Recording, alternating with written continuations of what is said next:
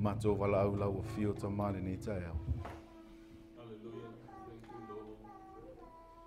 Whaonga ina i lau fio lo matou whaatauwa.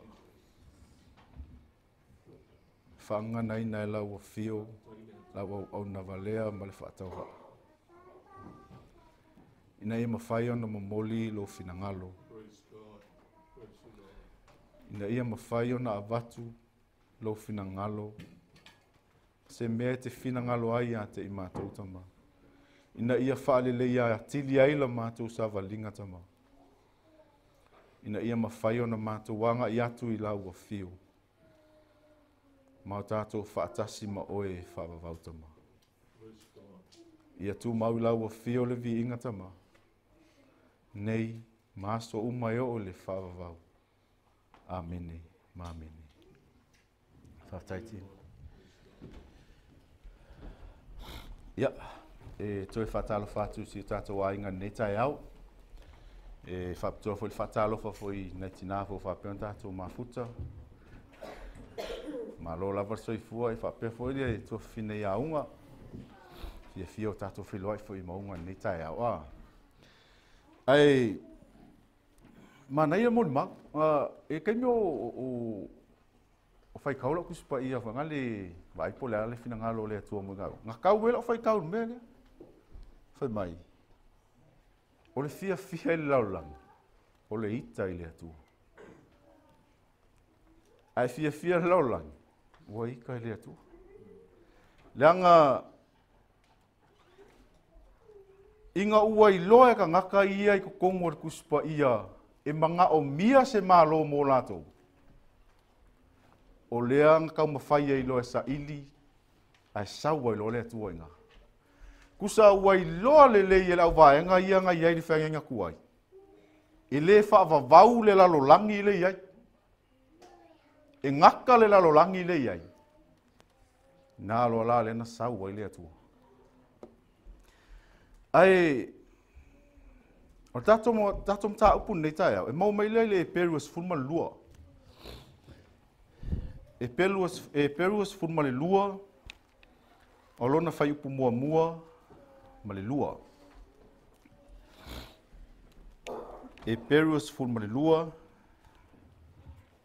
lona fai upu mua ma le lua. Aua maua, tātou fai tau whaatasi whamolimoli. O le nei, o I tātou foi, o loo ua vangavangaia e le au whapotonga o e mata mai e whapeo na toa tele. Nā tātou tu e se ia o mea mamafa uma. A toa ma le anga sala e whaalawe ngō fia ai tātou. Ia tātou tau whetuli ma le ono sa I le ala tanu o I tātou luma. Ma ia vavai atu ia Iesu o le na te taitaina ma le na te wha atoa ina le wha tua. O le na ono sa I le sātauro. Na wha tau waa ia te ia le ma. Ona oli sa tuu I ona luma. Ua nofo foi o ia I le tūtau matau o le nofo a lii o le atua. Amen. Whai mai le manatu au tū a wha au tūina ia o manatu le nei tae au. O loo mai moa le langi le tau whetūlinga o loo whaia nei.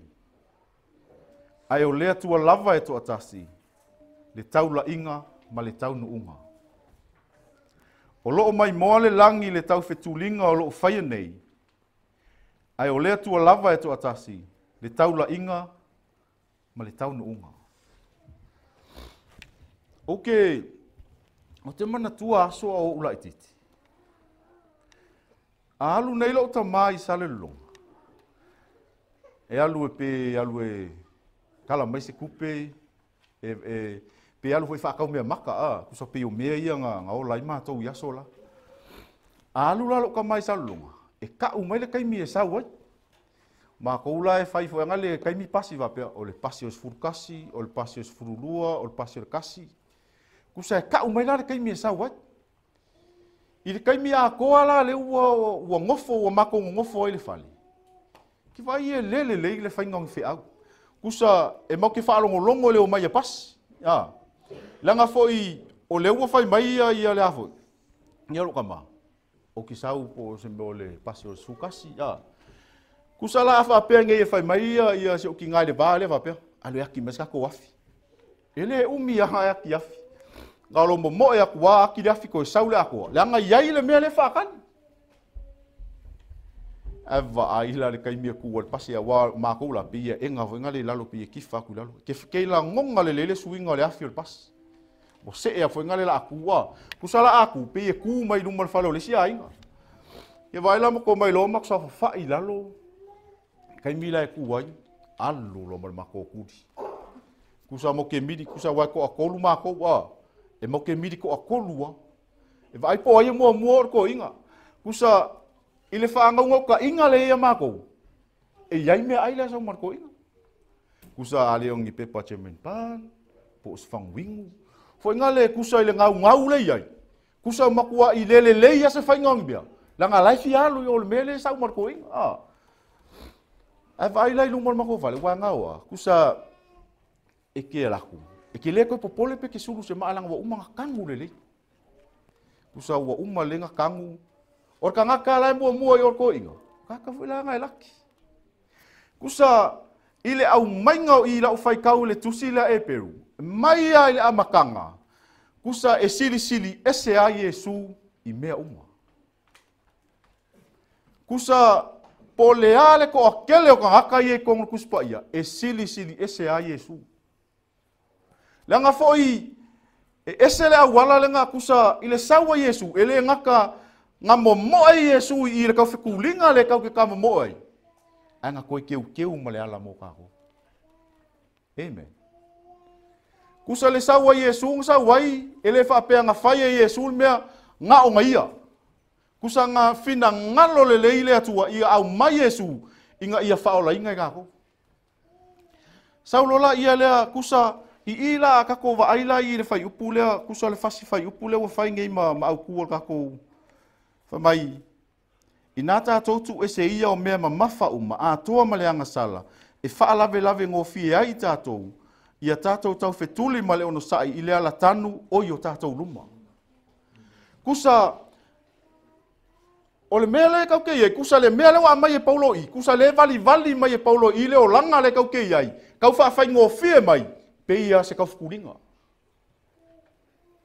Kusa, so se kau whekulinga la. wa umanga ka penga Yesu le me ke mo e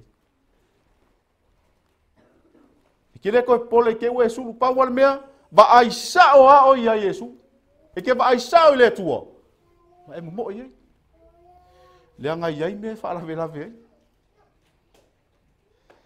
a ke lola ia le o sau i fa mai le manga ku mua fa mai le upu mua fia fa mai o mea mamafa o mea mamafa so se ka ngaka ya lo me mo ia feleki ele ai masesi ke va ya ku mo e ofu mafanga fanga e mo e ofu makua mamafa asia la nga lai ai le ngau ka inga ia vave nga orki a ke lor ka ko kuuma ele fai ka ngaka e mua o yo e fai le tangata e kau ngou le mea le wa umanga saunge le tu ele ai la se fa inga peke mua peke mulmuli paule mea ia e o langa ele fai ngofi o mema mafa e mo fai nga fa makala inga fa ngale fa pea o le yo lo loko langa o mea ngai mafa langa o kau fa kulinga le fai ele fa pea o se kako ai kia ele fa pea ngeu o ya mangaku le ko kongu umar kuspaia e kau ki kamo mo ai me ia fai mai ele kuspaia e ke le sau e mai ngeu mangaku e mo mongo kongu i ma e alu le moe le ai o mea mamafala ia mai fai mai e ave ese le ngai fa lave ai e fa lave kele ia le leilo loko le ngai mo moe e le se mea la e kamo fai ai fu e fa e fai se ai kia inga ia lave ai le se uso le ngai le kamo moe uma e le foi se mea la e mafau la e mo moe a kamo fai ai fa le anga le sikangaka esia se la ngai le ke o umai luma e lo ia se va ngo ka ko ki kamo fai ai fa le anga le sikangaka langa lea kau ki kau whekuli umai luma. I lea la tanu o umanga saungia lea tu. Amen. Whamei lola ia lea male upu male ngaku longa lua. Anga sala. E lea koe kau whamakala inga le meo leang sala. Waka kau malama le lei. Aso sa uma, kaimi uma. Anga sala. Anga sala. Kusa mea ia pe ingi distraction fo ingale kusa pengi mea wha lave fo ingale. Inga ia kama fai oe pe kau slow down ai la walu. Ai ke lola me ku. Ai fia lang sala. E awa nga ele koi mo o yol me ke mo. Lang ele sa lo lang sala o sol me la po. E ama kama mea. E mo ave ese lo kaimi. E mo ave ese ak meresi mea. Alu ak meresi mea ke vai la yei. Ko su malia lo lang ye ki. Ai ele fia mo e lo le mo le tu. Fai mai lola ia leo tātou manatu lon koru. Fai mai la le mea le fai mai. Ia ave ese anga sala e wha lave ngofi ai. Lau ka moenga. Ke loa mo ngei mamalo loko. Ai mo ngei le ai mase mea kusa lau kau la ia lau va ai le tua. Le ai mase avango e koe sao mai ese mea ia oi. Esia. Se po a mea fe kaui po a mea kurioso ma le kaiminga. Ua kasi alo mafau. Lau e wha kua. E ke kau nguu i ole mea le kau kisa unge. Langa ilo koe umi ai fio mai Yesu. Leo kako va ai mea o kupu lau langi nge. E leila se mea kau ke feika ai fua. E leila se mea kau ke ofa masingo ai fua. Ko pea mea langa ua umanga sa unge ai lea tua. Ua umanga fola lea tua. E kau nguu mea ia. Pa wale mea, ka moe oe. Ile au wala ua umanga sa unge ai lea tua. Whamai loa lea male. Whamai la le mangaku lon tolu. Ono sai. E mga o mia le tuua le ono sai kongo lau ka moenga. Leanga ele fai ngofi. E iai iar ka ngaka lai mo moe ala kau mawhai ia e whaale kongo. E kau mawhai ia kuar ka ngaka inga ia whaale kongo. Ai kau ke kala ngoa lo le ono sai. Le ai masisi ono sai e kusa marka malo yo.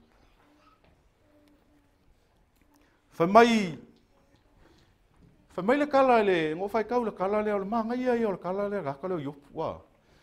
Whamai inga ua o mai e tali o le atua. Ai sau e masakangi. Whamai lola ia le o waifoi. Whamai lola o le atua. Whamai ke sau mai ai. Whamai sa tali. Ngō u whea lua lua i le lalolangi. Ngō u whesawali ia i le lalolangi. ai kei loa, nganga whai aku a Satan, sila fia le lei e le atua le mea lei mawhau whau o Satan. Mai loa le ma le atua, ua e mawhau whau ila o onga iopu. Kei loa, e mi mika le atua ilo o langa pea e ami o kong. E makua i fia le atua ilo, e le popole le, e le kai pole le atua pe vai mai o sauki a pole ya o langa lau ilo. Ua mausa li lau whatua tuanga, ua lava lau ongo sai, e ke ka penga i whikawi ma mea i ala a mai e sa kangi au. Whamela le kai mi ngā o i whaafika auli i ka maro iopu. E mo ka o kia le mo sai o kako iopu. Whamaile, e le maule sau le iopu. Whamaila inga ua kupu whaafika auli. Whamailo la ia leo o ifoi. O kusa le kalangoa ia le atua ma sakangi. Mero sakangi. E le i matau fua ea iopu ia ki oi. Kusa lawai loa le e sakangi. Whamai sakangi. E alai anga makau iopu ia oi. Le anga o mea laki avea laki whaamanguia laki pui o mea o malai maua iopu. E mai aki oi. So ukango lai ave ese mea ia. Pe maka la e au ngā satani ia oi. Oi. Pe maka la e maka ua iopu ia oi. Kei loa langa whapea ngā leo langa le kau kei ai. Ke lo nga kele o mea vivi ile atua nga kele o kupe o mea uma maua ma losi vivi ile atua akelo ele ai lo se mea fale kongulo ele ai lo se mea ke iala ia le wale fia vivi ile atua amen fa melo la ia le ole yopu le ai se fe kau male yopu e fa upu e ono fa mole mole yopu e fa upu e tolu se fa ngata male ono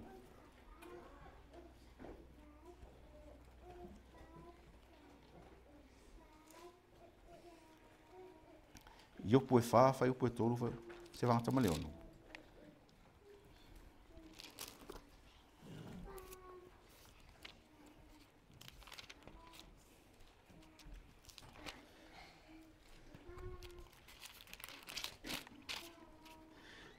Whamele iopu e wha, whai upu e tolu, se wangata ma leono.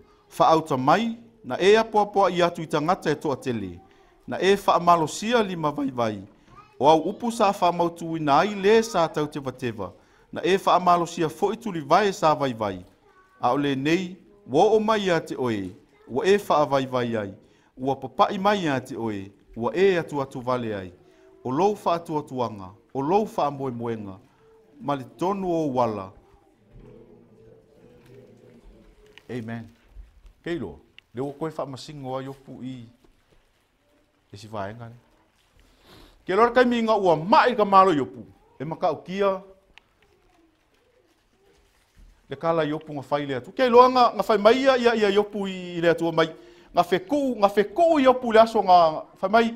I le aso ngai loa ai, i le pō ngai loa ai, ua kō le kamakange. Mea o mawa mai nga makwa i le fia. Ai ke loa na mea ka ofe yopu. E le ai ma se upu nga mamulu atua yopu. I ka ngaka ia nga whai mai. Le ngau mai whai aki nga ia whai le atu. Lei mase mea, nga lava le ngosa iopu, se i ka kali ai ki ngā ia wa mai e le atua ia ki. E whai mai la ia le mea, le anga le mea e kupu fo ea kako. Kusa, o le kau ke o mai, kakau wha maa losi aku, o le e kau ke wha maa losi aku i kakau lau langi, ai inga ua kupu lola ia kako. Kako vai lo. E kupu lo ia kako, le lava lo le ngosa. Ava aile koe o mai lo le kaka whai mai. Nga e sau e wha mahalosi mai. Nga e sau whai mai e whaile mea lea. Nga e sau whai mai ka lai mai lea tua. A leo wa kupu ia ki oi. Kei loa. E i ka haka. Ai oi ngā lai koe whau mai e lo wolang. Oi ngai koe wha mahalosi ai oi. E ke ka mo e le mea lea wa umba ngā whola inga mai e lea tua. Kusa ki whaalongo aku pe e ki ngā. Ai wha inga i lale whai unga ole e peru ilan kako whai kau ai. Ngai sau e ngā whai mai. E makua i whainga kāl mea leo leo ai. E le whainga o fie. Ai ke roi ngai loa leo lofa o le atua e kako. Whamai loa lea ma lesi upu le sawa i. Wha atua. O lowi loa le leo le atua lei luma le ngawala au winga oi. O lowi loa le leo le mereke moe. E ke fi ngaua ia e oi. Ki le koe wha vai se mea. Po akala ka ngaka e fai mai, se pe o e fai o e kaulunga le langi, e le ai masau popoli, e ke ku mau ai, pa wana mea, fa mau lalo lo loto. Langa ke ilora mahaloa leo o Paulo. O le maa ngai ai o leo langa raka leo Paulo. Pa wana mea le ke momoe, o le alofa o le atua. Langa le wa e momoe, wa e iloa le Yesu, wa e iloa le atua, wa e iloa mea uma, langa le ki fai kauru kuspa ia. Langa kele yo meye pelo e kako sa kan. Kelo kai mi o kai ku le larolang. Kelo kai mi nga penga le stress al ma fau mai ingu sa taula. Vai se taula ingu ka fa a sek ai. E kelo e uma le taula ya ko fo le nga. Yo foi lá le sa fa mai wala vale aso sa kusa o kala sa kangi fa ko mai wala vale aso sa awa e alu ale aso sa le loku wala vale nga. Au ke pole foi fai causa kuspa ia le. E ke alu fale koe fai kau le lo kuspa ia koe kakalo le atua nga e vaila ia koe fa makala kili ia koe le atua isi mea lai le ke le o lo ko ngol kuspa ia. Ke lo le ma nga ia lo langa ka le Paulo. Fai mai le kusinga le nga fai kau ai o le fai mai inga ua maua ia Paulo le mai. Ele mai nga maua Paulo. Fa kolung ka kalo Paulo ile atua. Ave ese le mai. Ele ave ese le atua. Al mela o kupukusa penga le saua le ala ngelo sa kan vale kui mai kinga. Ake lo fai mai le atua. Ua lava ua lofa ku ngoa. Ua lava makokoi. Kusa ole alofa tu noa ole pe fa makalenga fo ngale ole alofa tu tasi. Kusa le alofa ku ngong fa ola inga i o le alofa ku ngong fa mangalo inga i o mea oma kusa la o ma fa le winga o le upu tu no kusa ole no pe se ufa ngale wole ai ile me se mea fa pe e au no ma se alofa kusa no le se mea ku e lo la ma tu kusa pe o le alofa fo ngale tu tasi ai wo ko ma fa wa ki fa pe e ai se upu sa mo e ka u se tu no e ai ma fa pe kele loi ma fa o ka ngaka o koe inga nga lili winga le kuspa ia po le a kong wa le winga o le tu noa le wa mai o le tu noa o le fa lo le mkuka tu noa a vai la le ai ma se ainga sa moa ele se mkuka ka uma lo lange e ele mkuka ke vai la ye e ke ai e ke ingwai i o mea uma koe maua mai lo malo si i a vai la po le alo ka fao i fea ke voli fa solo a koe las ke sa wa fa ko inga i a vai dum kuka po ise me ai e ke ai ke o fa pe ke pe nga kai fa pe le fa winga ina nga kai nga liu ngus pa ia fa nga le pe o le alo fo le atua pe o le alo fa nga oe po le alo fa fika uli po a me ku kupu ia oe po le alo fa lo maka e fa fanga oi i le tu no o le alo fa e fa fanga oi e ke le popole la a ke loa. Au nge ngau le iawe. E iei le oki mea umu. Po le alo ma losi, po a mea, po le ale ku ai ngā kele o au kupe, mea uma. E ke oki. Mea ngā ia whai keke ai kākou. Le anga e le karangoa kākou, ma le oki. E ke loa la. Ngā ola ia paulo whaapea. Awe o kai mi uma ki ngā e makua, ke lo pe ua whaapea. Penga a mai fo inga le tua ia mele ya kako longa si pe wa fangale o meo kupu kako lang pia mai pe kau ka fiofi e kako fo inga le a na ngoli ska ka penga ngai loa o le tua ka va ku le kusilang fai kau fangale le pe wa fefeke fo inga le wa nga me so le la unga ka le so le makau ki ke o fefeke ai che kau ka fiofi ai le fefeke vale a vai la fa mai lo le Paulo fa mai a ou kinga o mika ile lofa o le atua ai vai la e a mai foi la i po ala me kupu ia kako e ka uma ia nga o le lofa tu no o le atua le ia ke lor ka minga fa nga wena sai le ko va ai na sai le lofa tu no le atua le fa liang sai ke lo ka ko ka kalo fa fia fa malo lo na sai ke lo le ngango ona sai e maka ukia ai vai long ki ai ke lo o kai mi umala o ke va ai ana saia ke manga kua le lofa o le atu ke lo au nge ngalo Po akai mi umai ke whaasanga ia na saia, po amea umai ko kupu ia oi. Ia e manga kua, o lea lofa tu no lea tua.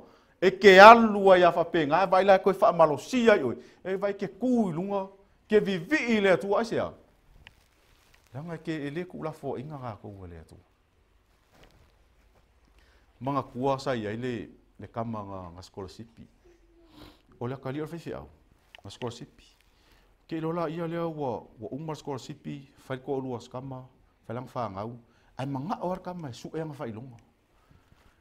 O mauala mea ngā kusa pe wale loko e marakama lea sa. Whanga le wa kauma whai wale, alu se kaimi kama whai kau kuspaia. Ai wa whai waskaki ia mea mosu enga. Kusa la wa au warakama i lunga i le kulanga wa o ia. Ai ke lola ia leo le mea wakupu. Umar wha ungar kama i whai unga i le whailonga mo lunga ngai e. Ke le kuspas. Wa iailang whangau, wa ilong ko olua. Ai oki le siwai asu. Ma i mau ako kuspas. E le mwhain koe whaonganga sesi. Ma i mau ako re kaimi. A le ua iai le whaangau i. Whapen whain whaangau i o. Ia kuspasia. Ke loa pe ia le aka le kau amai. Ia e manga kua e iai le oti mea uma. Ia whaongaka kau lala kako kaimi. Leanga ke rei loa aku le sawa leo. E ke vaila ia ai akango ngela e avelo wola i le atua. E ke kau kua i le atua. E ke le oki popoli. Pe iai lau whangau, ke vaila ia lea e pui e le atua, e kausi e le atua, o mea o mai whai e le atua e lau whangau. Langa lau wa umanga osi le lua whenga inga ma le atua. Ke lo, akango koe whamau ku lua whenga inga ma le atua. Ke le popoli. E ke oki a ke whalonga kua, lai makua i e file mu. Langa lawa e mau ki ngole lei, sa e au auna i le atua. E ala mai iai manguia. Whamai lola ia lea markakou mngaku muni. Keiro. E whainga kā kere ngaka e alu i le atua ngā mau o. Ke whiu e whakupu o. Ai keiro. Ke le kai e makiva i se mea. Ke le makiva i se mea. Langa foi o le atua le ki au ngai e makaukia lo ngā lofa. E amai le atua mea uma ia oi e i loa le atua e ke manga umia. Pe a whai e ke ka moe ma lou mau ki ngoa e iai le wha moe ua uma ka penga e le atua mo kākou. Ke loa wha malosi ngā ngei asu. A whai i whangale ua pe ua e kau whakamala. Le maua le vangoa. Le iai le vangoa. E ke le alu fua e whai lesi. E ke le alu e shea lesi ke loa. E ke ko okulia oi lou fale. Ka kalo i le atua. Langa ua kako wa ai mea u kupu mai laulangi. E maka ukia. Ai auange e poli. E le ku lafo inga i kako. E le atua. Whamalosi nā mo i tātou. E le karingo fia o inga le atua. Leanga e alainga o ai kako e le atua. Leanga e alofa le atua e kako. Ai va ai foi la le au wala le ua umanga e momoe ei. Ua uma le lenga kango e le atua. Nga whakau vai a ke ia le ma. Nga o ai lunga le sa kaulo. O nga o le alofa ia ki oi. Inga ia whaingo fia. E whaingo fia aku la le kamo enga le kamo e kako. Ngai lor kamo enga kamo mo e mai ai. Ka ngaka sa whakua kua le whainga kuai. E le whaingo fia. E maka ukia mea ngau iai. Ai nga mausa lilo lako karikongunga. E kau nguu ai le mea le manga oi. A vailar ke mingi. Lau maka mea ngā kou le kau pau fukulia. Pe kau ki o le mea le wa umanga wholofola inga e le atua mo e kako. Le ka le sia taita. Auana e ngalo. E iai le kau fukulinga le kau ki o i. E le ska kau fukulinga fo inga le kau ki kau vā po ai e mua, po ai e sili, po ai a. Kero kau ka mumo e whakas. A kako mai fo lai. O kako o le tino e tasi. Ele fa pe ko esela inga olea esela inga le o ka ko mai va kasi ke vai le anga lulu e va kasi ka ko inga o se e kalesia malosi ele sia nga ko akele ai ese loto ai vai ka ko la ikiria o le ale mea ka ke kalango inga ngei il ka ko la ikiria ka ke ma fai le pe a kasi ka ko loto Kako kamo mo e whaakasi luma. Langa wha mafa fo i lesi o kako ule a venga lesi. Te a whai e ke le mau waa le leilo karikongo. E iai e wha moe moe o tātou savalinga. O wane ngalo. Ka mo e malo mau kingoa. E ke alu le ola e wha. E ke alu mau kingoa. Leanga ele o auanga i mai maule kaimi le kau ke o mai ai. Auanga i mai maula wa o nanga le atua. Ai koe wha le kongu as ka mai me. Ai ke iloa. E a maka mai a lo mafukanga ma loto o lua e kongo lo whale. Ke iloa. E whangare ki rua kalakala ngoa fi wha malo si ai. E ngai wa aila i kau ke o mai fo ila i kau kango fia pio raku i. Ke wa ai aru sa o aisia. Lengai a maka mai le ainga. E a maka mai le ainga. E wa ile on kako kama mo e kongo a le mea le manga o ye le atua. Pio se fe aunga mo e kako ngia sa. A wha pia ua e kau wha vai vai. Kako ka mo e. Pwede peseren kako a maka e. Soon and very soon. E lo koe ma mao le atua. Aua ki wha pele i lavangia ua onga. Aua ki wha pele ke vai vai. Au wha pele ainga au kupele ai. E le fina ngalo le atua e me. Kei lo a e ola i me ko kongor kuspa ia. Whai ngō fia o lo wolanga. Kako wha malosi. E mole aku fo ile wha malo i kako wha ngau. Ke lo lama lama wha ai ule le ngai kausanga. E le whai ngō fia whea ngai mao. Ngai le ngatai lea o mā kua mo moli piki yaso uma. E le whai ngō fia. A le ua kako iai le vai kai me lo langa. E wha vai vai ai le sinang kamo e. Mai mai se i o kausanga fōu koe kamo e fo le ai. Le angara kai mi konguangia kausanga pe ua kau whai o mai uma me kokong. Se isu e la po wai le la a whakau nguu manguia langa malanga le whai ungangi kausanga au ingalo. Mata ala. Le anga e pokor ki apo. E ke vai e ke reo lor me le whea lua e ki apolo i. Ala iai Yesu i le tūtau matau o le atua.